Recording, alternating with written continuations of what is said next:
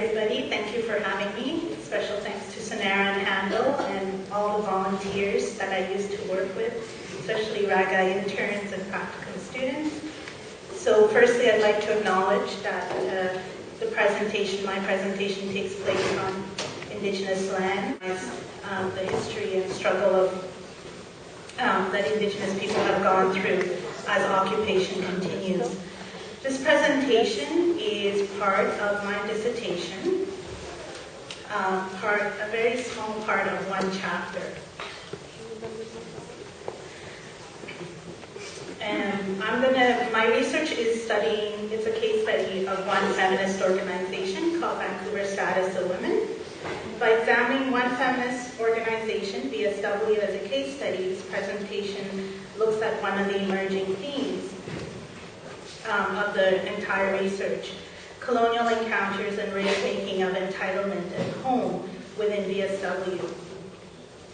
Part of that is looking at the making and unmaking of entitlement and home as it emerged through the organization's trajectory of power relations while interacting with larger discourses of nation building and citizenship. And myself, I have been part of this organization, and so being a researcher and my positionality as an insider to this allowed me to dive into important historical and colonial tensions and anxieties that took place. And I argue which continue to haunt the women's movement today and other feminist organizations. So VSW emerged in 1971 as a feminist organization from the Royal Commission on the Status of Women.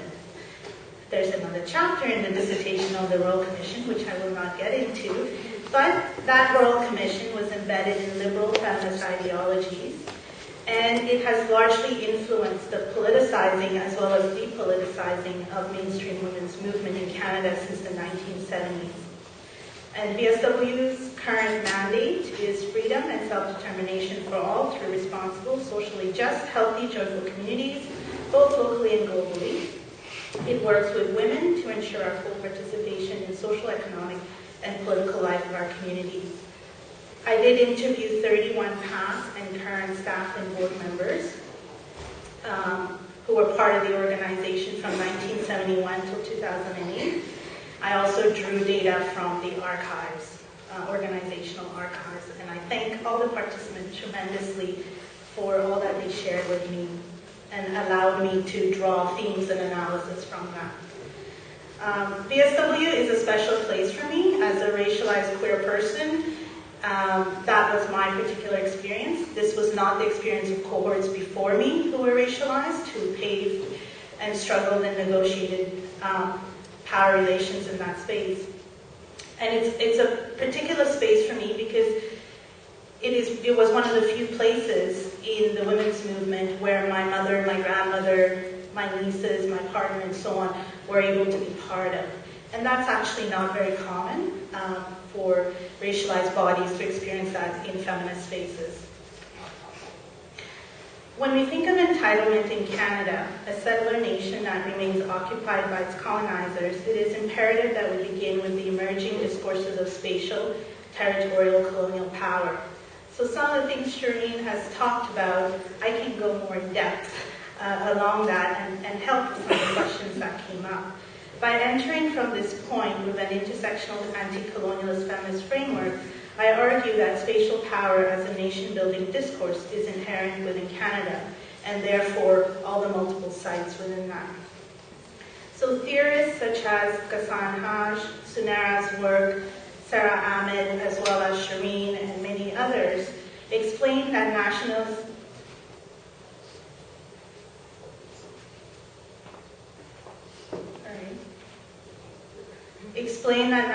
discourses and practices are informed by categories, classification, of exclusion based on multiple intersections such as race, class, sexuality, ability, citizenship, family status, geography, and other social relations.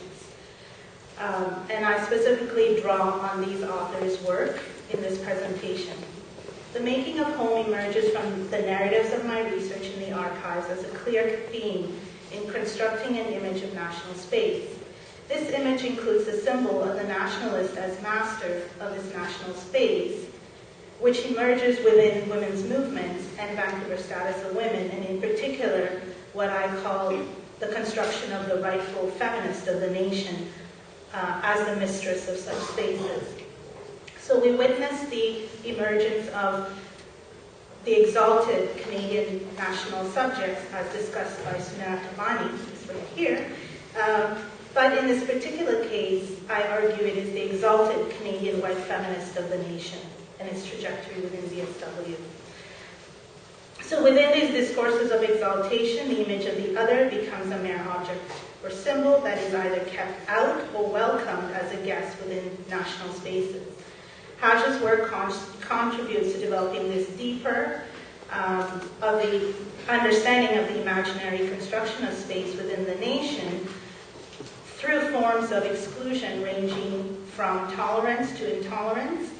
And he explains that intolerance and tolerance derive from the same thinking because the ability to tolerate directly invokes the ability to not tolerate. Similarly, Sarah Ahmed's writing on Strange Encounters explained that the national subject can only exist by invoking the stranger, who is never just a stranger to the national subject because the stranger is preconceived. We only know who a stranger is if we preconceive that person as stranger. So actually the stranger is recognizable.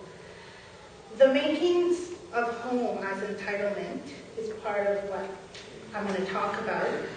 So when we think about home, what is home? What does home feel like? What does it mean when someone says, this is my home? And that's in the context of thinking about what Link talked about in terms of where we are, and the presentation by Shireen also in that construction of space.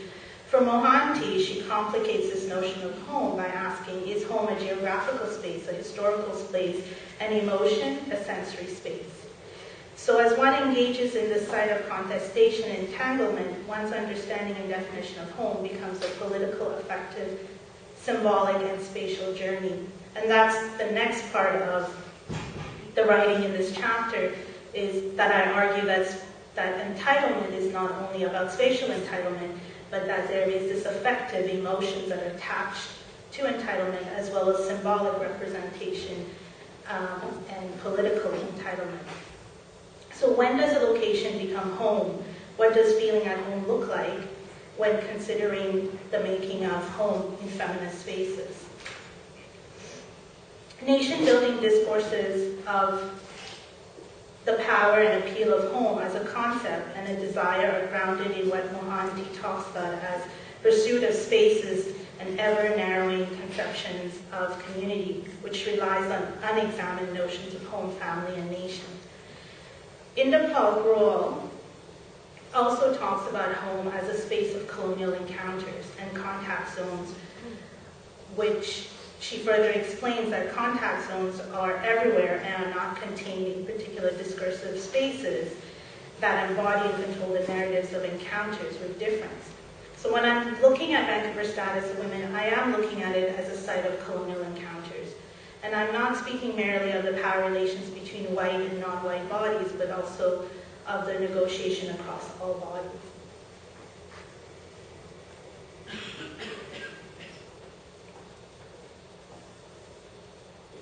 Several participants in the research articulated the feeling, the understanding, the making, the fighting for, the carving of home within Vancouver's status of women, which then linked to the mainstream women's movement and the larger Canadian nation. The narratives presented home as imagined, tangible, abstract, and political.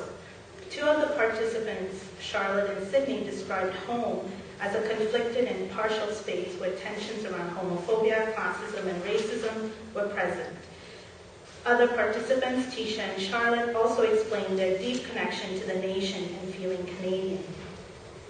And then there were others, such as Lavina and Diwali, where home was non-existing, was not even possible in Canada. But all the participants clearly identified home as invoking emotional feelings of attachments or belonging and familiarity. Mary was one of the participants, and she was a heterosexual white middle-class board member at VSW during the 70s and 80s, and she recalled the feelings attached to the women's movement as home. She illustrated, "I felt it was something I owned, I could take part in. I had a full voice I could play. Certainly around the left, I felt it was male-dominated, very treacherous. I never felt I had ownership of that. With the women's movement, I feel at home in that. I felt the issues were mine, that I knew there was something authentic about it. It felt homey because it's about your own deepest interests and desires." Another participant, Anne, similar to Mary, described her sense of immediate entitlement the moment she stepped into VSW. "I mean, the minute I walked through the door on the first date, this was my home." For Anne, home was about being and working with like-minded people who politically wanted the same kind of world, the same kind of treatment. Another participant, Sammy, who identified as a two-spirited feminist of Indigenous descent, understood home as a place she was born and where she had history.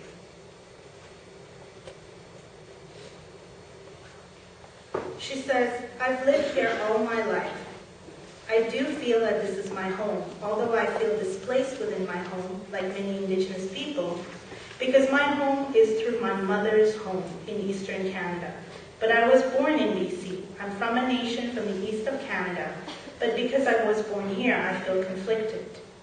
I feel conflicted because I was born here. I'm not Coast Salish, so I feel displaced.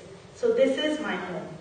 But I also don't feel a sense of home like I know a lot of other people do to their homeland." Or when Indigenous people will say they go back home. I don't. So it's a qualified home. I feel a qualified home. She ends this by saying, "I have a little sculpture. This woman, she's about this long, made out of clay.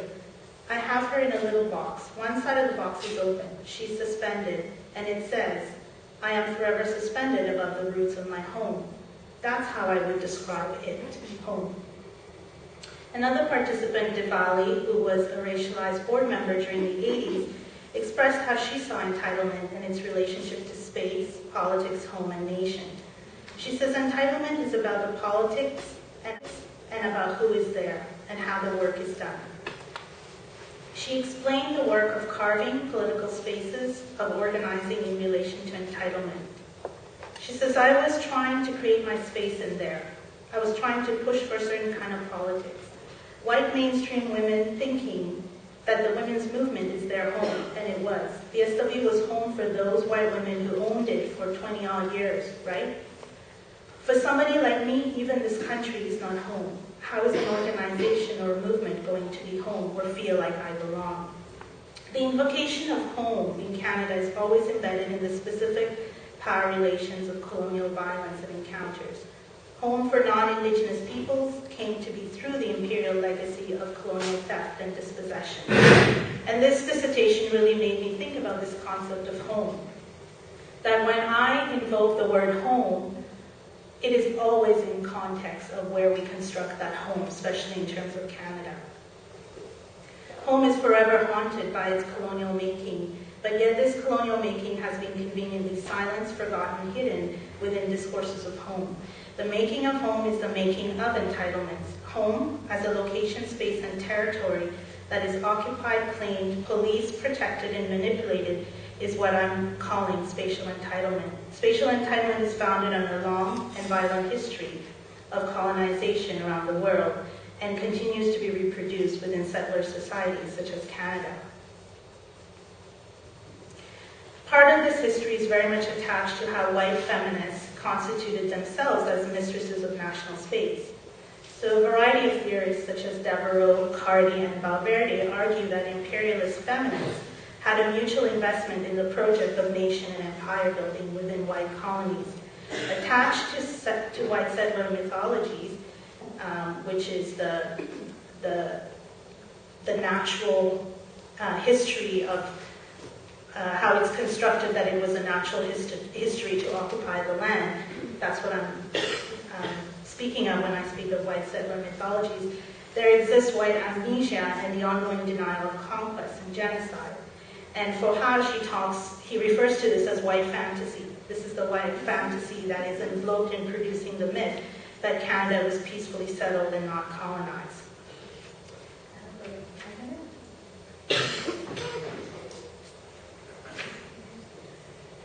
There are other parts of the presentation talks about how there are narratives by racialized women who talk about how when they began to challenge the organization, particularly white women's entitlement, how this was a very difficult process for the organization. Ella was one participant who experienced this, who explained that the organization experienced this as very threatening for people who were worried that they would lose its kind of feminist focus. But of course, there was nothing not feminist about the way I was working. They were also really worried I would bring in a lot of women of color and that they would lose control. And ultimately, I think their fears were racist fears. So there's a few narratives that are similar to this. Diwali also says, this was not my space, it was clearly their space, but I was also very clear that it needed to be pushed and that women of color should be inside the organization. But I never felt it was my space. With time, there is this whole process of looking at white privilege and learning racism, and a shift begins to happen in what I call welcoming of the stranger within the organization.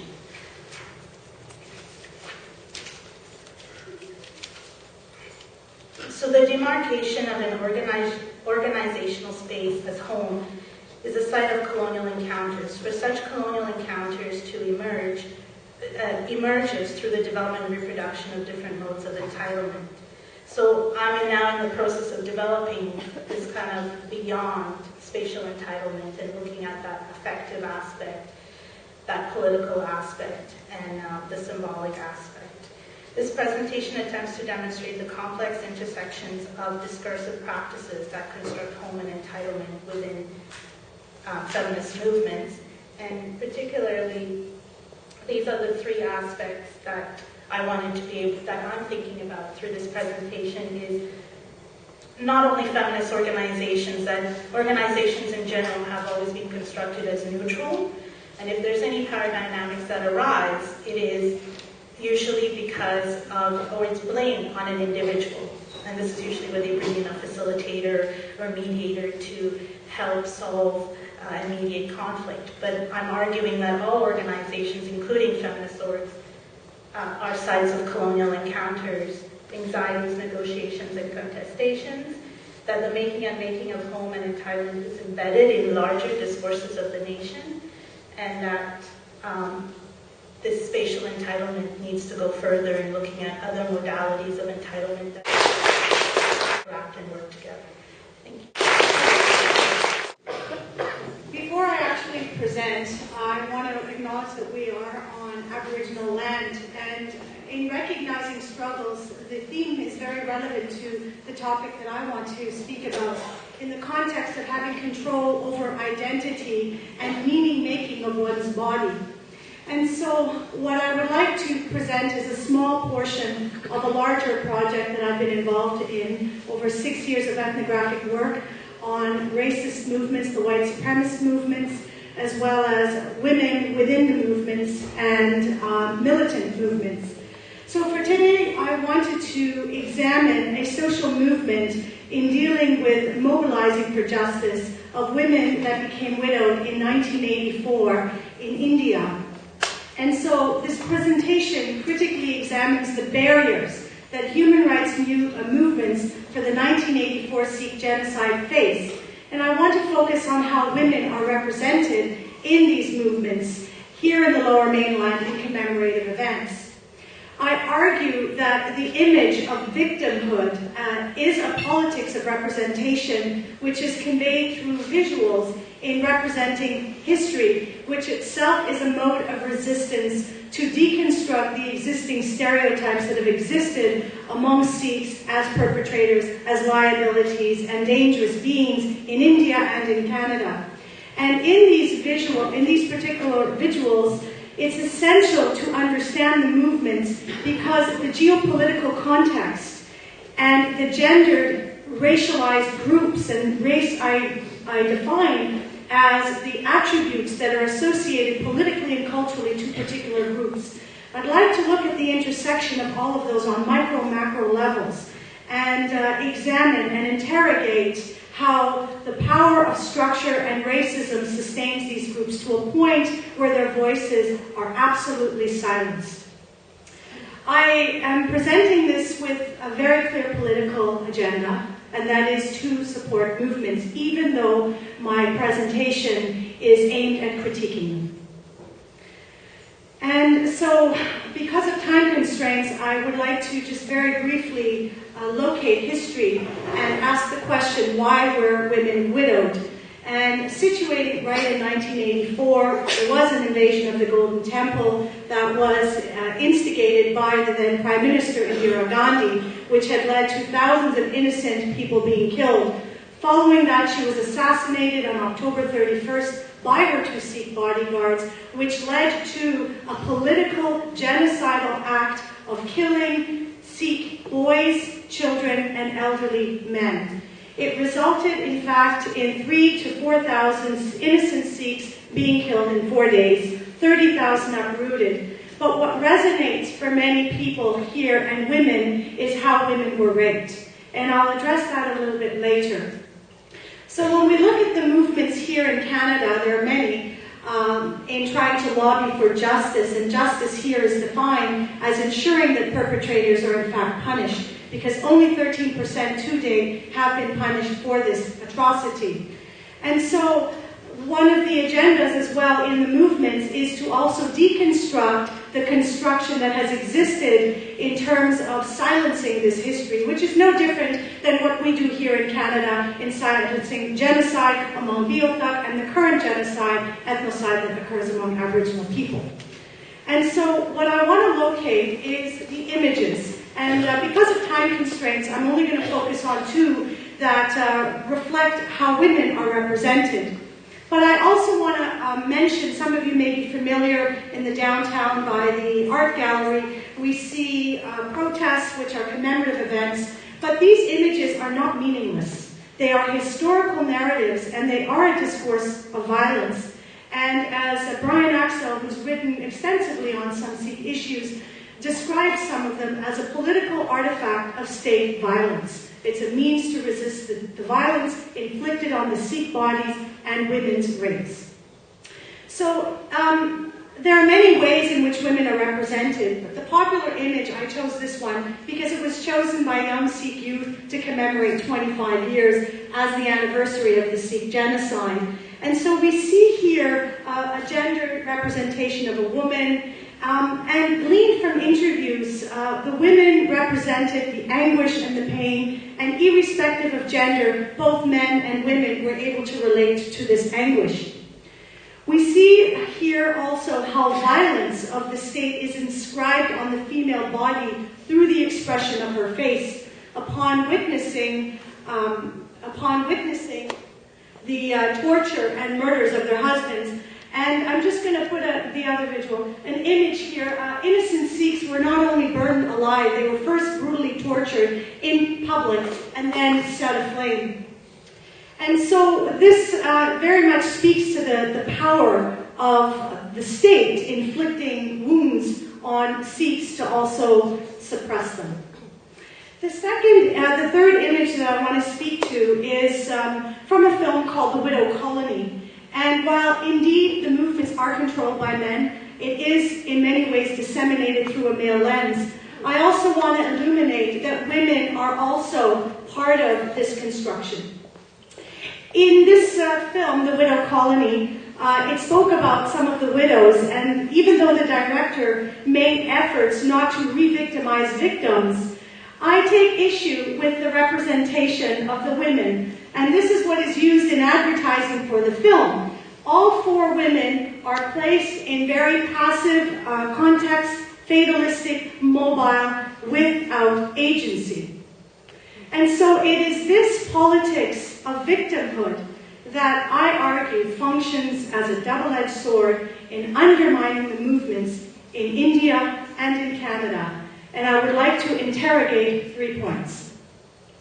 The first is framing the images of some of the women who became widowed is very problematic when viewed from a Western gaze, especially when they are displayed in the Lower Mainland, already where there is an Orientalist discourse prevalent in mainstream media in how women are represented in the South Asian community as victims of culture.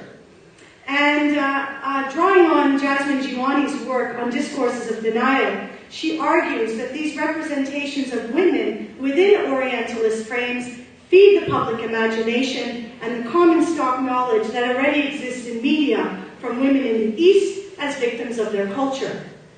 So while it's obvious perceives what the meaning and significance of these iconic images are in the Lower Mainland downtown, people that are unfamiliar with this history, these political, these historical, and the activist significance is lost.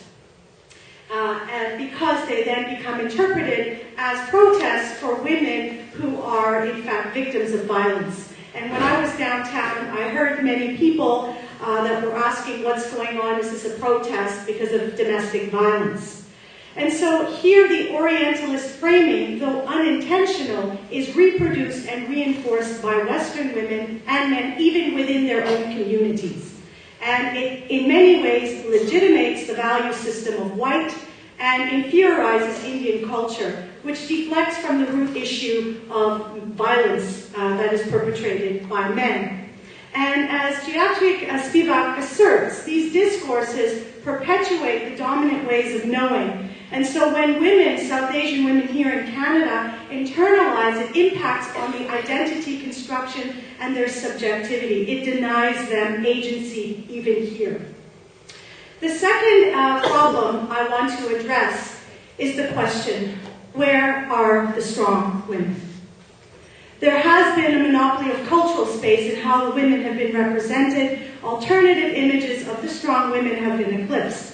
And I don't speak only on this cerebrally. In the last 5 years, I went to India, to Tilak Vihar, which is the slums, which is perhaps for some not attractive place to go to, and went to the factories, spent time with the grandchildren, and also felt the space where there were very few men in certain districts. And I argue that for social movements here, especially, agency is contingent on a positive sense of self. And when many young women who want to help South Asian women in these movements, some are actually disengaged because they feel the women are not working or walking. When I was there, I want to speak about modes of resistance that are completely eclipsed but so powerful in their discourse. When I was in the factories, what I noted is they were sewing the kashera, which is undergarments for, which is one of the 5 articles of faith. And this was a form of symbolic resistance to actually state that they will not assimilate to the Hindu-dominant way of life and uphold their Sikh identity. It requires an enormous amount of strength to engage in this particular kind of action and be reminded. So we see how the violations are reworked in their lives in very productive ways. My third point I want to speak about is the rape. Several women were raped, and it was eclipsed because the brutality of violence against Sikh men was so brutal and invisible. But there were women that were captured for several days, left naked to service their bodies to people that were implicated in this. Now, despite the testimonies of rapes, they were actually omitted in the official documents.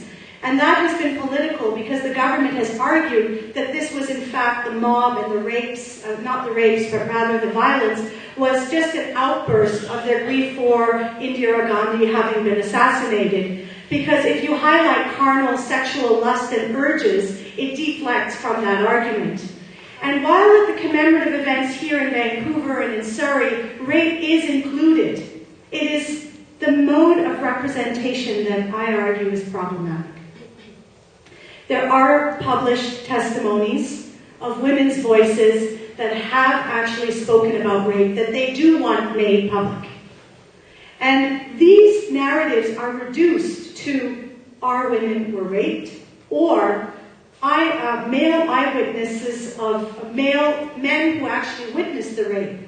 And so many feminist scholars actually argue that this exacerbates the subjectivity of women.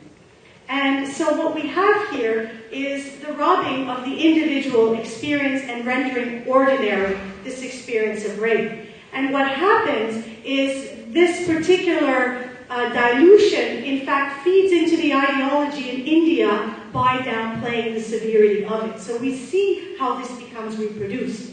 And last but not least, I want to just very briefly highlight the geopolitical context, and that is that movements here often survive by having media coverage. There are systematic media blackouts, and these particular movements are distorted.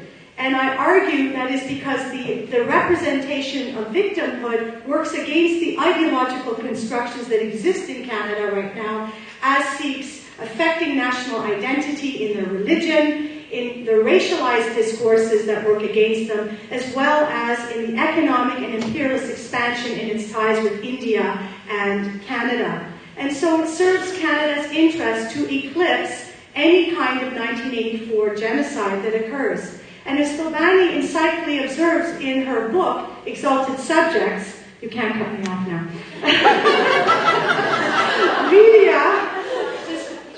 Media has become a pivotal vehicle in shaping imagined selves and imagined worlds, and it does construct who the enemy is and isn't. And so I want to conclude by highlighting that Canada has been both politically and institutionally indifferent to these movements, and this indifference is rooted in racism and sexism. The lobby for justice is for racialized women that come from low-income countries, and their socioeconomic status is that of women from the quote-unquote slums. They are indeed treated as subhuman and void of subjectivity, and as such are treated as disposable in India and in Canada. And it is indeed ironic. What is often constituted as uncivil in the East can indeed apply to the West, in suppressing movements to achieve justice for rape and murder of innocent women and children, and for Sikhs that are hardworking citizens in Canada to remain living with this scar. Indeed, this is barbaric, and it is not a new treatment in our colonial settler nation. Because if we look at Aboriginal communities, and SRazack really spoke and illuminated that, we can clearly see that this is ongoing.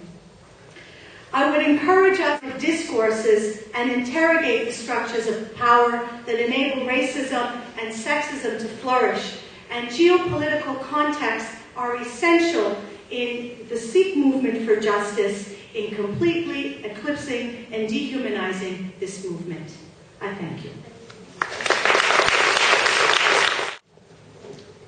Good afternoon. I also would like to acknowledge that we are on Muslim land, and I'd also like us to really think about what that means as we are going about our daily lives at UBC. I've been thinking about that a lot lately because there's all kinds of building projects being planned right near the First Nations House of Learning. And I've never, in one meeting, ever heard the developers mention the First Nations House of Learning. My name is Annette Henry. I'm not going to give a paper, but I thought that I would like to, since the topic is critical race feminism and activism on the campus and in the community. Is that right, Kendall?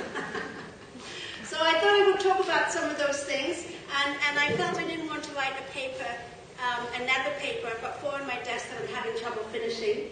But some of the things that I'm going to talk about are more theoretically spoken about in papers, and I think they're on our website in Language and Literacy Education. So, and I also thought it's really important to talk about walking around UBC. Is it 10 minutes? 15. It's a fine time to be asking, isn't it? I don't see too many black people, and it's probably some of you have seen me staring at you today. It's just delicious to see you.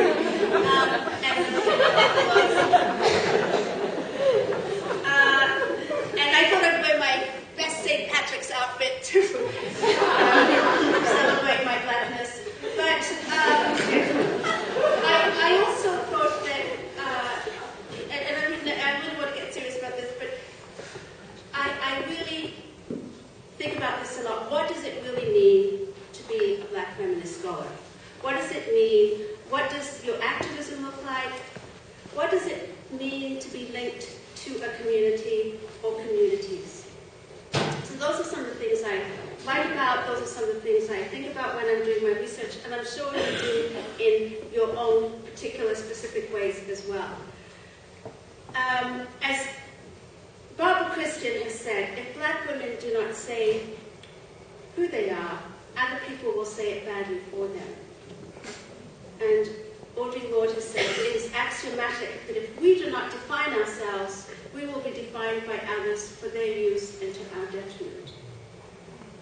So I think about those kinds of things, and I think about what it means to be linked to a community when you are living in this post-colonial, this time where we are, as the poet says, we have inherited two interdependent sides of colonialism.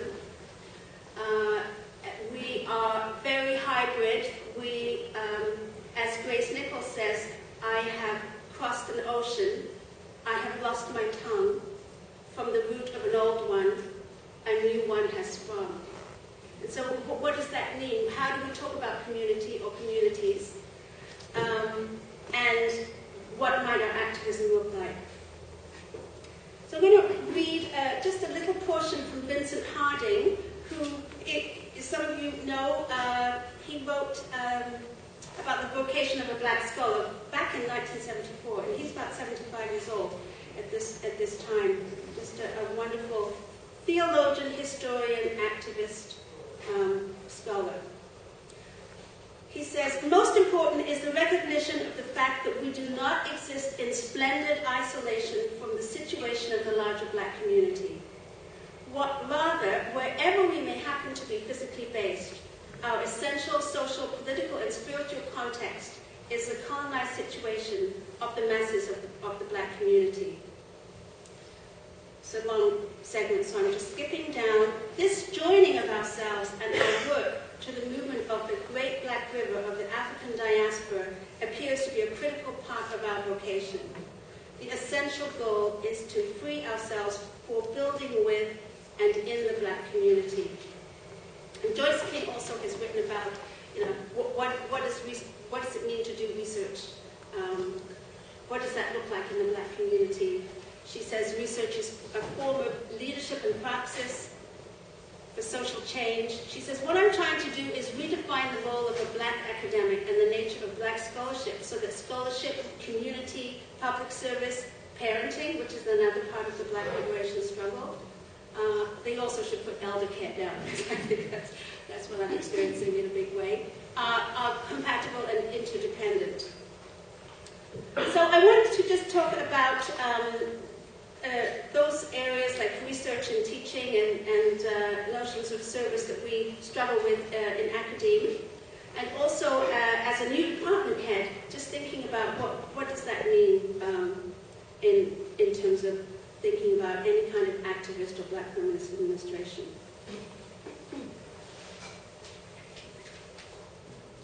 So in my research,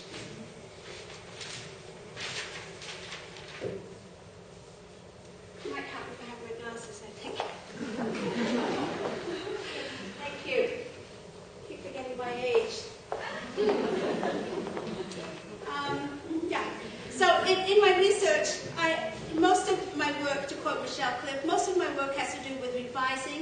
revising the written record, what passes as the official version of history, and inserting those lives that have been left out. So as we think about the discourses or the narratives of black families, black mothers, black women, the Mary, the matriarch, the Jezebel, it goes on and on, the welfare queen, if you like, thinking about those kinds of discourses and how subordinated groups and cultures are misrepresented, how they're represented or not represented at all is at the core of my work.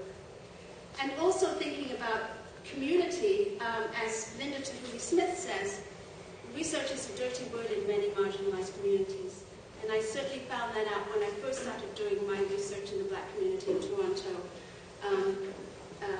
Because we've been researched and over-researched and then from the pejorative frames, so that the notion, I remember when I was doing my PhD at Boise, and my supervisor said to me,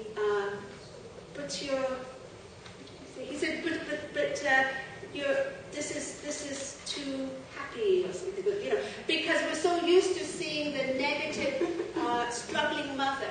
And of course, you don't paint a happy narrative if it's not a happy narrative. But if the question is, what are these women teachers doing to help build the black community, right? So looking at their challenges and looking at their successes and so forth. And one of the big issues, and I think people have talked about it in different ways, is thinking about reconceptualizing. How do we theorize whose meanings, whose purposes?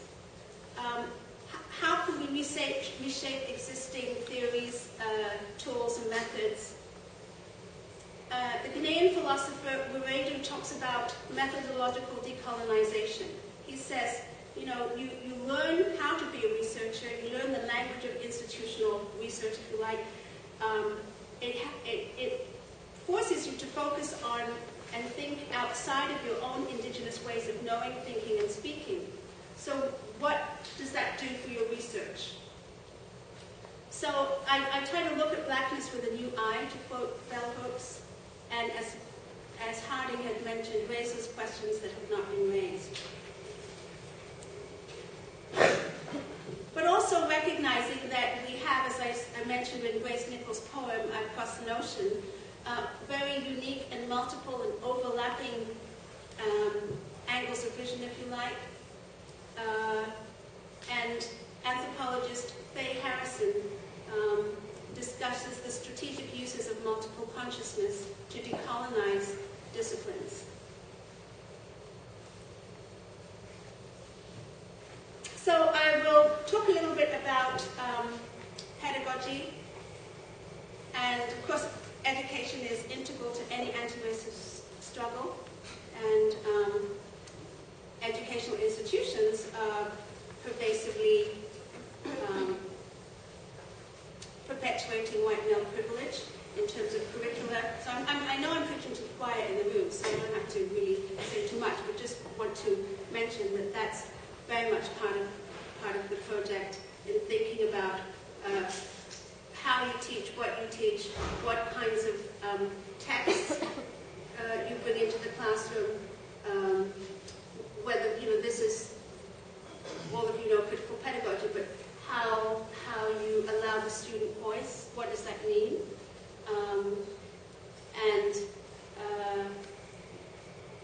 how you help students understand that they can, we talked about agency, but they aren't just a passive person in the classroom, and that learning is dynamic. The other thing that, and it struck me just the other day as I went to 5 minutes, I went to talk to somebody's class, and I realized I don't think the students had ever had a black author on their syllabus.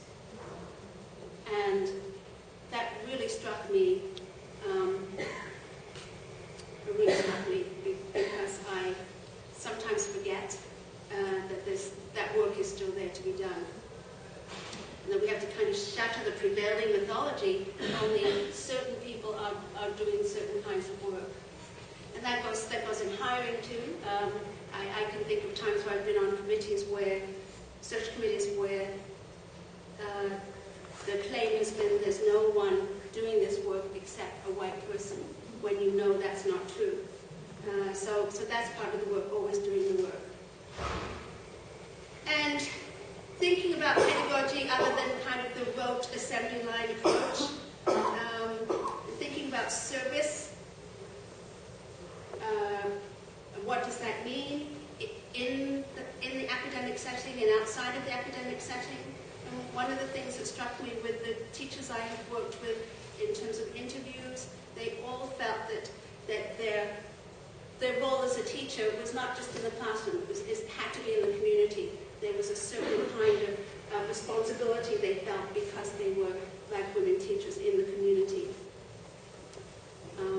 But also thinking again about how that might be misunderstood in academia. I remember when I was working in a school with some Black girls in Chicago, and my dean had said to me, "What is this stuff you do in the school? What is it? Is it research? Is it out? What is it? An outreach? Is it research? What is it?"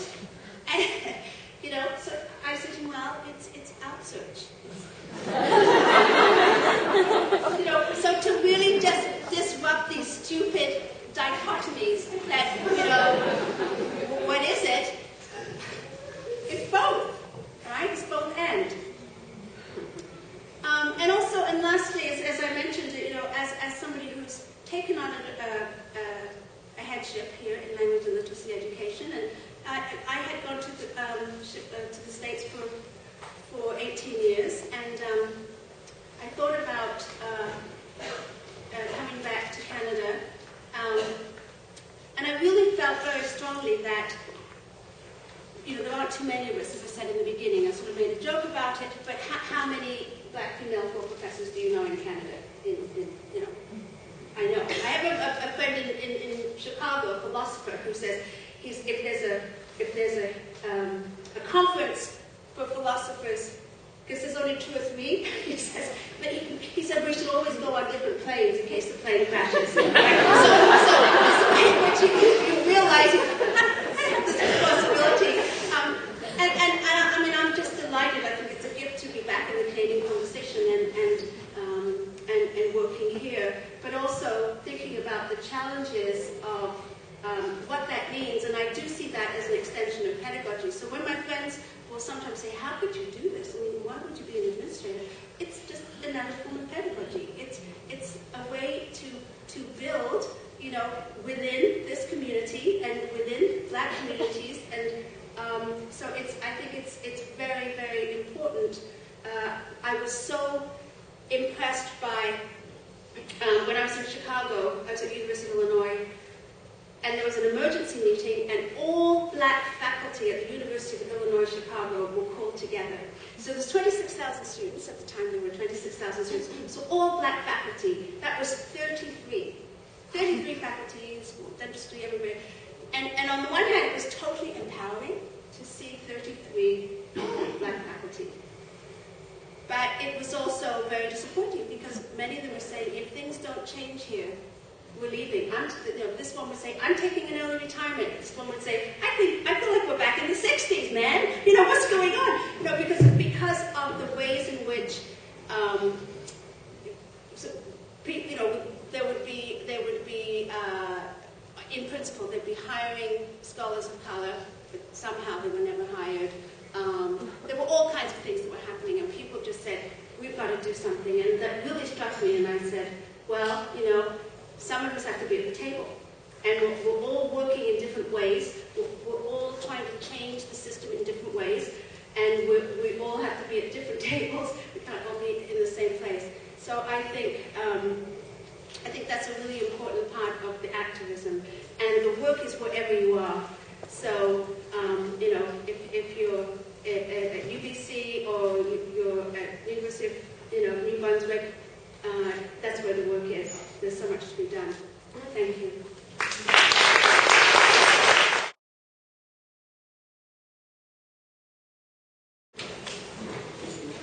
Can you stand up and speak loud, please? Yes. Okay. Thank you.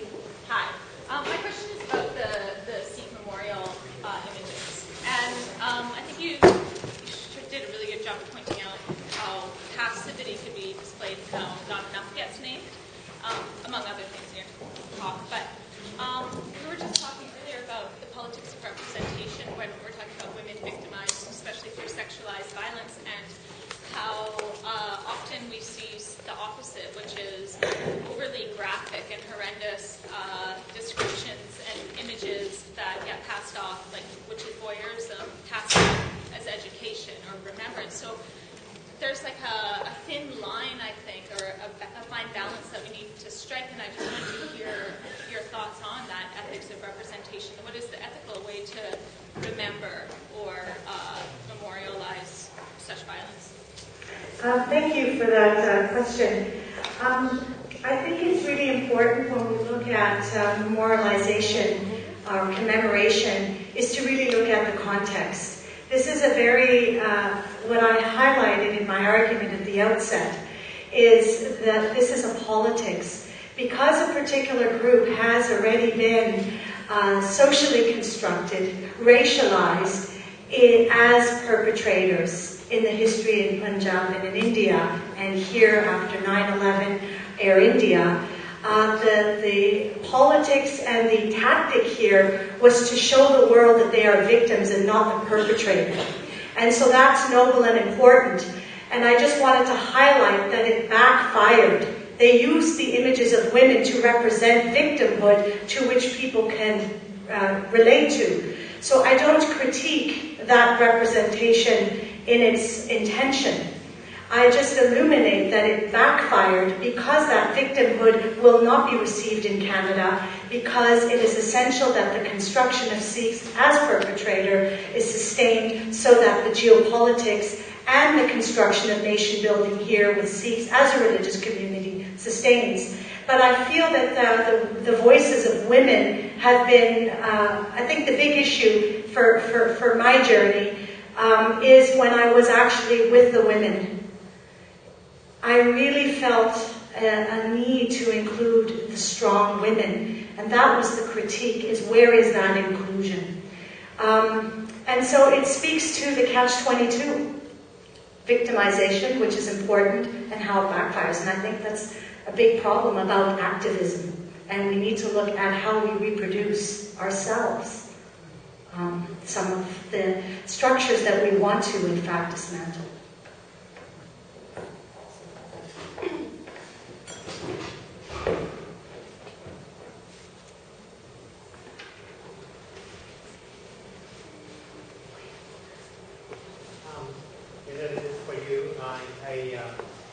Thank you for your presentation. I don't know if you're familiar with Mani Amar's new film, Specific to Gangland, which is from a male view of assault on women.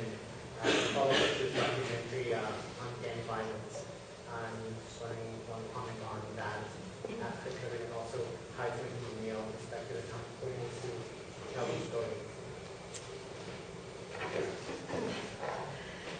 You know, the questions don't get easier, and especially that one, because this is a film, Mani Amar, who just released a film, and I didn't see the film, I missed the premiere, but there was a lot of discussion about it, and it's opened up with women incest, a very powerful graphic scene.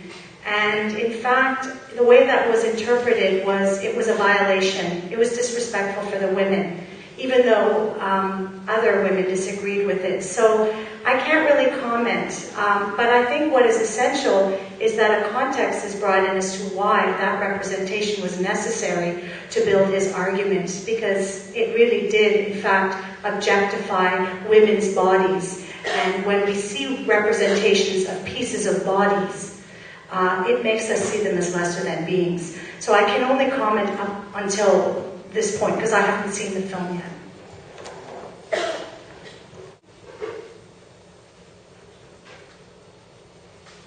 Everybody lost in thought? Deep thought?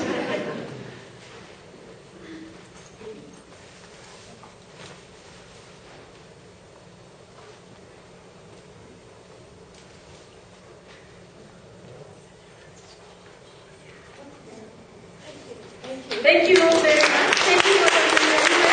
Thank you for the time. Thank you very much. We are finishing on time today, and I see Handel making his way up here.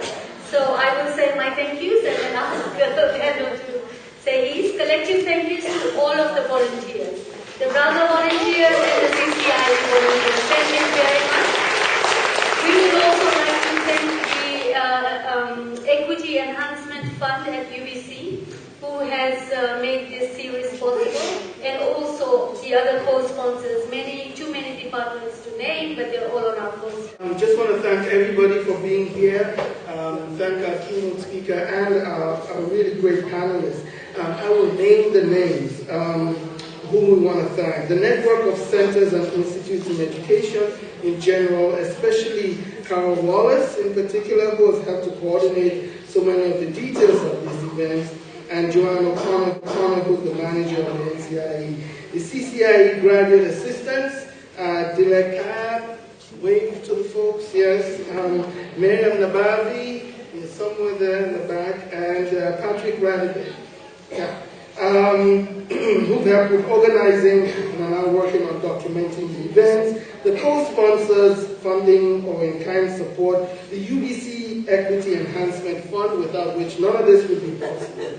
The Center for Cross-Faculty Inquiry in Education, the Center for Women's and Gender Studies, the College for Interdisciplinary Studies, St. John's College, Green College, First Nations House of Learning, Critical Studies in Sexuality, Law and Society, and most of all of you as a wonderful audience, all of whom I'm sure I'll see again next week. Thank you very much for being here.